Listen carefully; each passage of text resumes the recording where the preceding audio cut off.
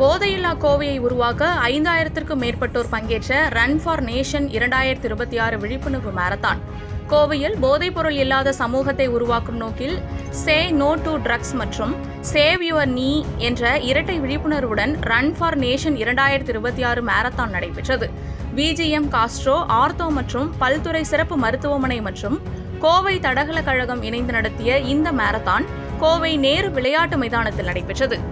4750 ஓட்டப்பந்தய வீரர்கள் பங்கேற்றதுடன் மாணவர்கள், பெற்றோர்கள், தன்னார்வலர்கள், விளையாட்டு வீரர்கள் மற்றும் பல்வேறு நிறுவனங்களைச் சேர்ந்தவர்கள் என 5000த்திற்கும் மேற்பட்டோர் கலந்து கொண்டனர். மாநகராட்சி ஆணையர் கட்டா ரவி தேஜா தலைமையில் 7000த்திற்கும் மேற்பட்டோர் போதைப்பொருள் ஒழிப்பு உறுதிமொழி ஏற்றுக்கொண்டனர். பிற்படுத்தப்பட்டோர் நலத்துறை அமைச்சர் வி சம்பத்குமார் கொடியசைத்து மாரத்தானை தொடங்கி வைத்தார்.